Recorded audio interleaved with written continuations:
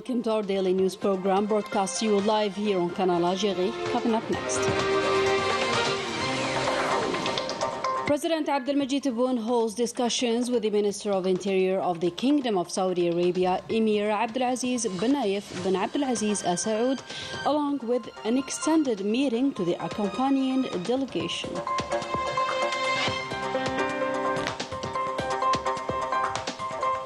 The head of state also receives the President of the National Assembly of the Islamic Republic of Mauritania.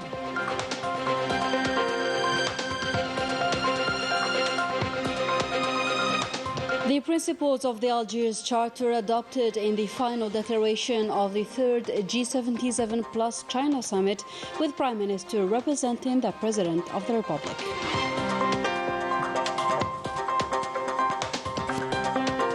The inauguration of the first direct flight between Algiers and Caracas, reflecting the strong relations between Algeria and Venezuela.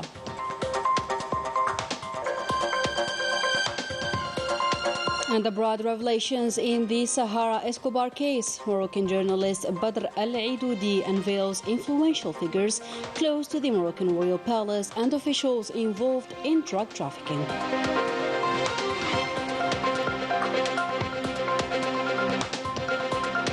In football, the national team prepares for its third match in the Africa Cup of Nations amid accusations of racist remarks after the Morocco versus the Democratic Republic of Congo match.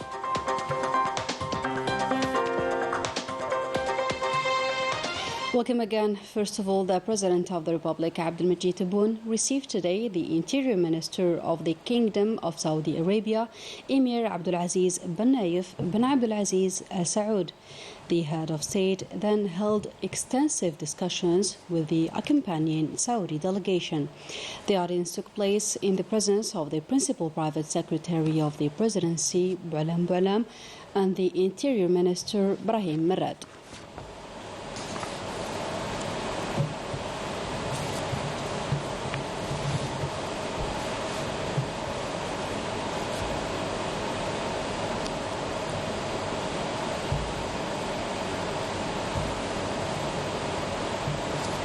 The President of the Republic also received today the President of the National Assembly of the Islamic Republic of Mauritania, Mohammed Bamba Megued. The audience took place in the presence of the President of the National People's Assembly, Brahim Boughali, and the Principal Private Secretary of the Presidency, Boualam. On this occasion, the President of the National Assembly of Mauritania hailed the strong relations binding the two countries. Let's have a listen. كان لي شرف أن التقيت بفخامة الرئيس. I had the honor of meeting the President of the Democratic and Popular Algerian Republic, Abdelmajid Tebboune, a meeting marked by conviviality, the opportunity for me to convey him the greetings of his brother, President Mohammed Al-Sheikh Al-Ghazouani, President of the Islamic Republic of Mauritania, and his wishes of prosperity and happiness to the President of Government and the Algerian people, Abdelmajid Tebboune. President Tebboune welcomed the level reached by the cooperation between the two countries and expressed his satisfaction with the progress of the major projects initiated. He also instructed me to convey the President and the people of Mauritania his warm greetings and his wishes for prosperity and progress. توصيل السلام وتمنياته لفخامة رئيس محمد الشيخ الغزواني وللشعب الموريتاني،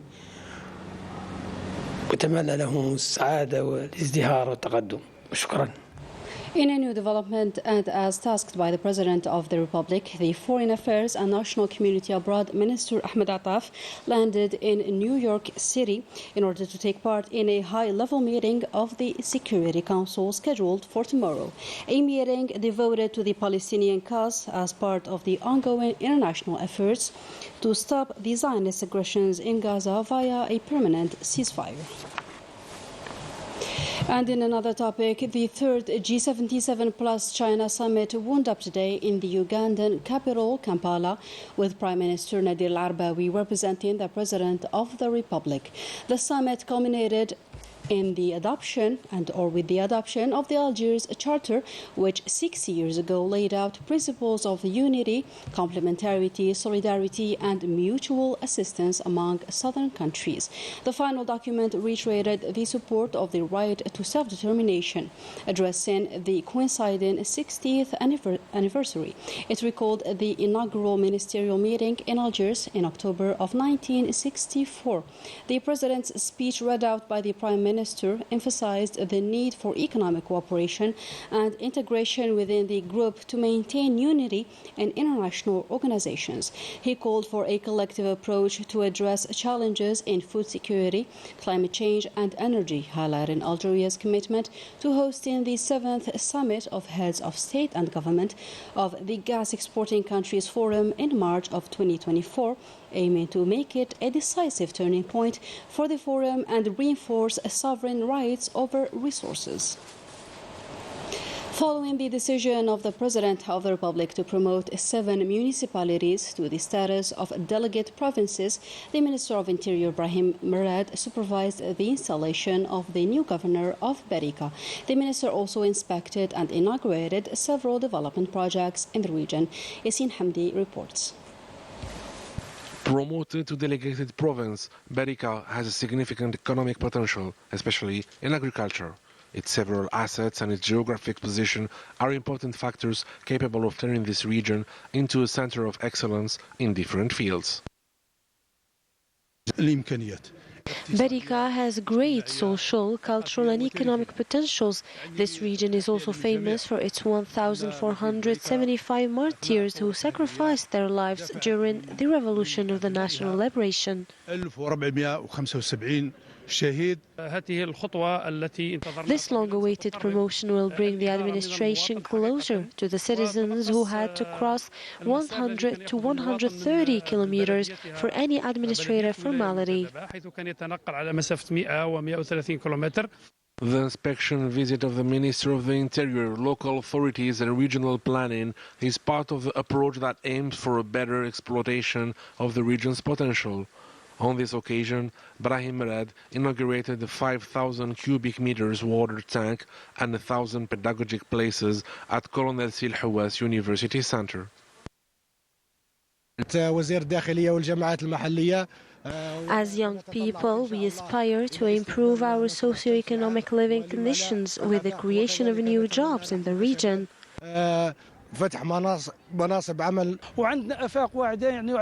We are optimistic about the future of this delegated province, especially in economy and agriculture. During his visit, Merad insisted on the necessity to address the citizens' concerns and promote the environment they live in.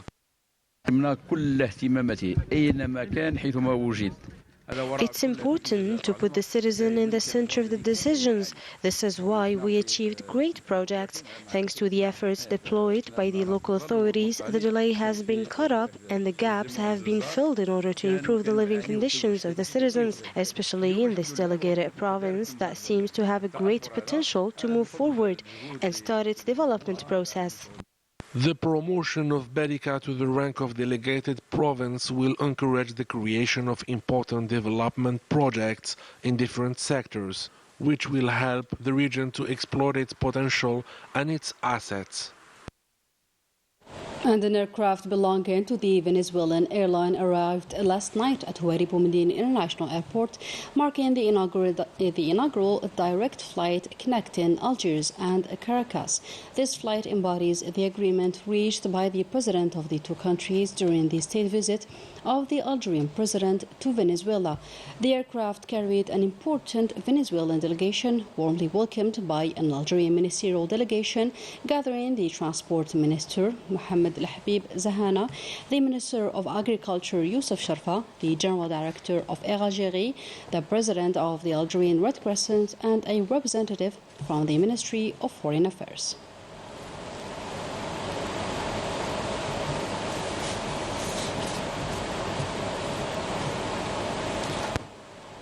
إن افتتاح الخط الجوي الجزائر.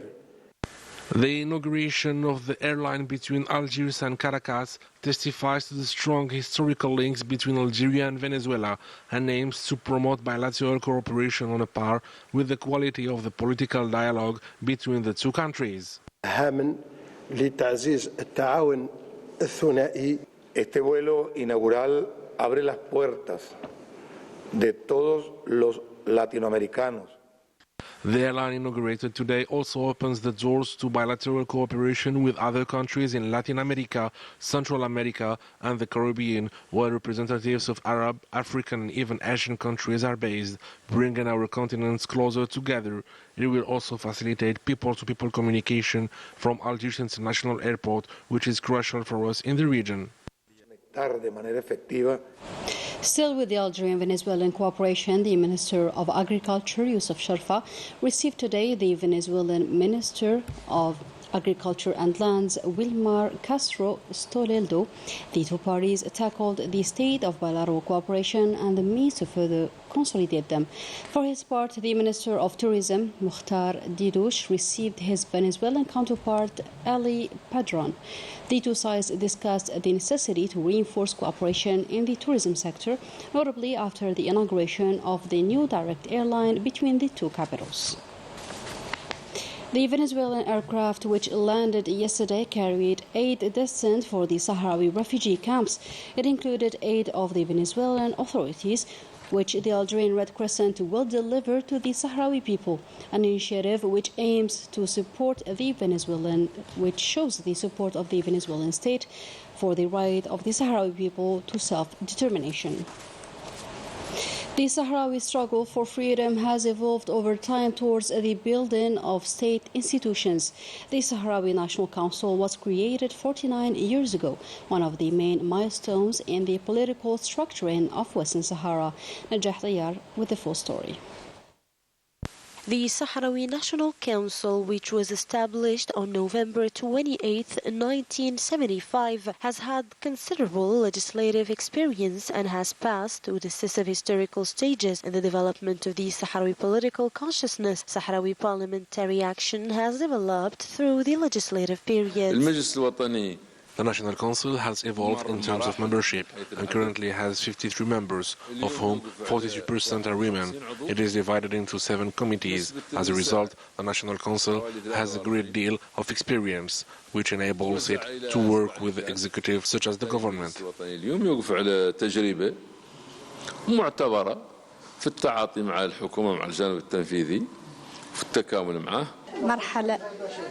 The participation of young Sahrawis in the National Council helps to raise the level of legislative work. This legislative institution attaches particular importance to work on the ground through the regional offices and the parliamentary committees that evaluate the government's actions on an annual basis. Our committee is responsible for social affairs, particularly education, health, and the advancement of women. The Political Commission is responsible for establishing links between the occupied cities and the Sahrawi community abroad. The Sahrawi National Council has made great strides on the African and international scene, making a significant contribution to the promotion of the Sahrawi cause. Parliamentary diplomacy has thus come to the fore through the parliamentary friendship and fraternity groups, with the violation of the ceasefire agreement by the Moroccan occupier and the resumption of the armed struggle. The Sahrawi National Council has adapted its action to this situation. Through this council, we are working to regain our territorial sovereignty, and we are ready to sacrifice ourselves for this. We are working to establish a state with its legislative, legal, and socio-economic institutions. The Sahrawi National Council is working to build the institutions of the Sahrawi Arab Democratic Republic so that the Sahrawi people can achieve the right to self-determination. In other news, the European Parliament calls on Spain for a complete and effective investigation into the Pegasus spying case by Morocco.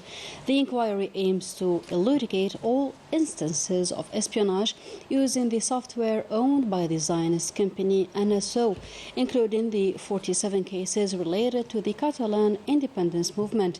The European Parliament's investigative committee confirmed on May of 2021 the involvement of the Moroccan Mosques in the spying and hacking of the phones of Prime Minister Pedro Sanchez, the Minister of Defense, and the Spanish Minister of Interior. To Morocco and its usual scandals, the Sahara Escobar affair, and these new revelations from Moroccan journalist Badr al-Aidoudi, which exposes the influential Moroccan personalities involved. The full story by Najah Dayar. The Mosques regime is once again in the spotlight, this time over a drug affair involving sports executive and politician Fouzi Lekja, the King of Morocco, members of the royal family, and a host of influential figures. This controversy, which comes at the midst of the African Cup of Nations, has sparked a huge debate. The proof of these people's corruption lies in the possession of illegal money directly linked to drug trafficking. This money is used to corrupt individuals at various levels, whether within the community, nationally or internationally, and is also used to influence government decisions.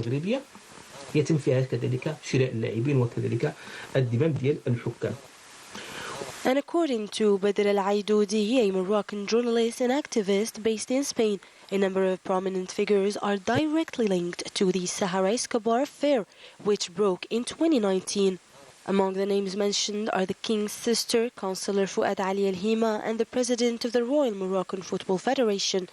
During the interview, the Moroccan journalist denounced the involvement of these personalities, including corrupt ambassadors involved in drug trafficking. According to Moroccan security sources, more than 247 officials and members of the royal family are involved, demonstrating the extent of the corruption within the royal palace and the Mosques. The Zionist attacks in Gaza continue. The Palestinians spent a night of terror and an equally bloody day. The bombings of the occupation have caused around 20 massacres in the last 24 hours. Dozens of Palestinians were killed and others were injured in the center and the south of the enclave on the 108th day of these barbaric aggressions. The details with Rania Al-Bahri. On the 108th day of the Zionist aggression, dozens of Palestinians were martyred and others were seriously injured during the night from Sunday to Monday, following a savage air attacks. A violent aerial bombings in the Khan Yunis camp left at least 10 martyrs, most of them children, and dozens injured. 3 Palestinians, including a little girl, were also killed by Zionist aircraft fire, which targeted a residential area in the region. Separately, in the coastal region of Mosques, several Palestinians were injured by aerial bombings by the Zionist occupier against a house, while another air raid by the Zionist entity was carried out against a residential apartment, putting it on fire in the Austrian district to the Nasser medical complex. Zionist aircraft bombings targeted the southern and western neighborhoods of the Nasser medical complex in Khan Yunis, as well as neighborhoods of At-Tufah and the Darj in the Gaza Strip. The Palestinian agency reported that 4 martyrs arrived at Shuhada al-Aqsa hospital in Deir al-Balah following the targeting of a house in the Sawarha area in the center of the Gaza Strip. Paramedics and civil defense elements transported 3 martyrs during an artillery bombings of Zionist forces against an apartment on Shuhada Street in a Rimal district in the center of Gaza. On the other hand, the Zionist aircraft bombed a house in Deir al-Balah in the center of Gaza, coinciding with another air raid by Zionist occupation east of Nusayrat camp and Zawaida region. According to the Palestinian Red Crescent, the Zionist aviation deployed belts of fire around Al-Amal hospital in the town of Khan Yunis and north of Rafah in the south of the Gaza Strip. To sports now, the Algerian national football team had its last training session in Bouaké amid a positive atmosphere and high concentration ahead of its third match against Mauritania, due to be held tomorrow, Tuesday. And a fight broke out at the end of the African Cup of Nations match between Morocco and the Democratic Republic of Congo, more precisely between players and members of each team, following a deplorable behavior by the Moroccan coach Walid Al-Rakraki. Rania Al-Bahri with the full story. Mais le plus important, justice de Dieu. Il y en a. Moi, But the most important thing is the justice of God. I am not perfect, but when I am on the pitch, I respect everyone. The respect is reciprocal. I respect the coach because he is a great man. They cut the videos on TV, but the videos go viral. I didn't have to share them. I took my time to glorify my God. And the most important thing for me, I kept my silence. Je garde mon silence. C'est mieux. A scuffle broke out at the end of the African Cup of Nations match between Morocco and the Democratic Republic of Congo that ended in a draw. The fight was between players and members of each team following a deplorable bad behavior by the Moroccan coach Walid Al-Rakraki against the Congolese team captain Chancel Mbamba. Tension escalated again at the final whistle when the Moroccan coach entered the field of Laurent Gbagbo Stadium in San Pedro to verbally and physically assault Congolese defender Mbamba by grabbing his hand forcefully. Racist remarks were also uttered according to the Congolese player, as recounted by the head of the Congolese delegation. Les images sont parlantes, les images sont là. The images speak for themselves. Our captain went to salute the Moroccan coach, who accepted his salutation, and he said what he said and grabbed his arm forcefully, which led to a stampede of Moroccans, and finally we separated them. But finally our guide manager should move and make our player leave the football ground and mobilize him to the locker room. It is at this moment that the Moroccans all came running. And there is one well identified on the images who pursued Chancel Mbamba, trying to hit him. And fortunately our team made a barrier to protect him. The aggression lasted a little while, and then that's it. Et l'agression s'est poursuivie légèrement, et puis voilà.